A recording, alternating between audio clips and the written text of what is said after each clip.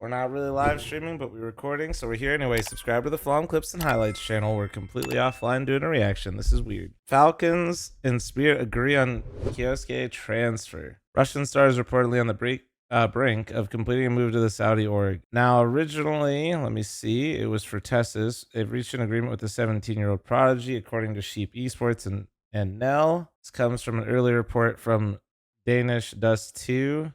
The transfer is finalized, with now reporting that Magis will be... this will be for Magis instead of Tess's, which makes more sense based on recent form, but that also means maybe Tess's is there's gonna be some shifting around, if I had to imagine, on this team in general. kyousuke has emerged as the hottest prospect in CS since the rise of Donk, another Spirit Academy graduate earlier this week. Yeah, they just dominated a LAN. He was the best player. Nothing like...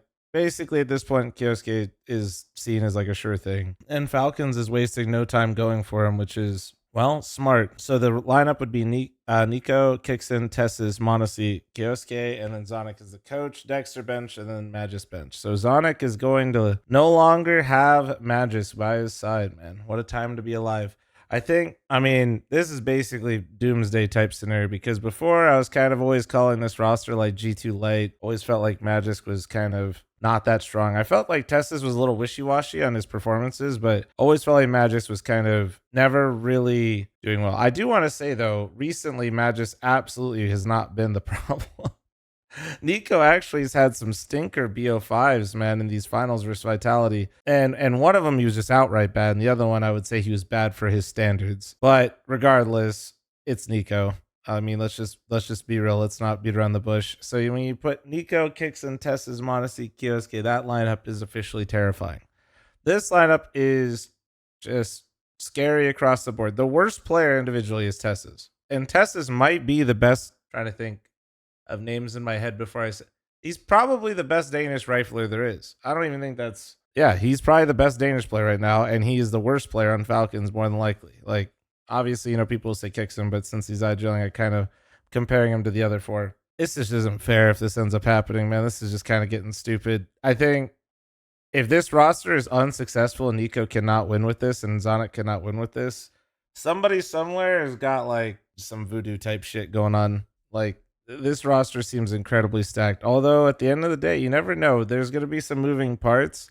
We have seen some crazy rosters on paper. You know, C9 famously loves to assemble some great rosters on paper that completely bomb out and do absolutely nothing. I'm also a little surprised that Spirit is willing to do this. Not even just like from them not wanting him on their team, which I could kind of understand if Spirit feels like they're in a good spot with their 5. But the other part of this is like, surely you just don't want to make Falcons any better, right? Like, surely you're like surely you're like, FaZe, anything? Can you give us an offer? FaZe, please? Like, or G2, hey, you guys just got a lot of money. Can we get some of that?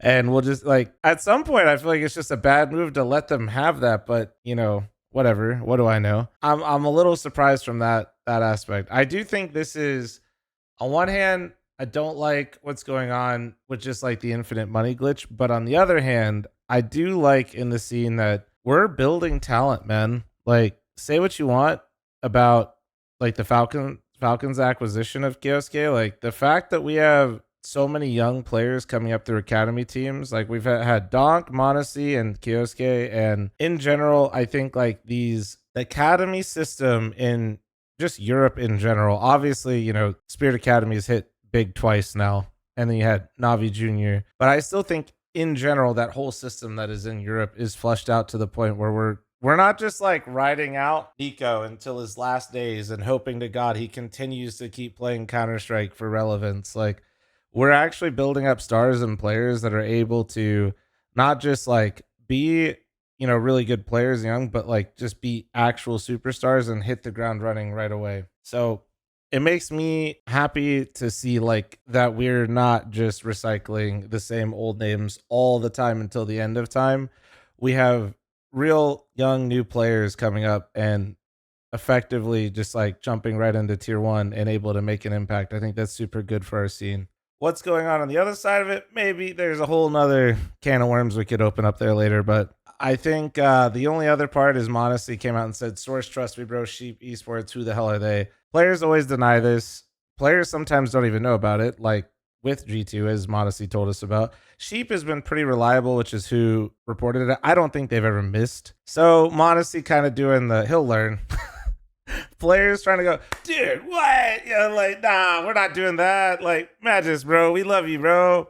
Pop off for us until after the major. It's like, so I do think if Sheep is reporting it, I almost feel like this is a done deal, which is kind of crazy because I thought that this might take a little bit more time again, but just shows you how fast and how valuable people hold, like how much people value this kid and how good they think he's going to be. So yeah, subscribe to the fl0m Clips and Highlights channel.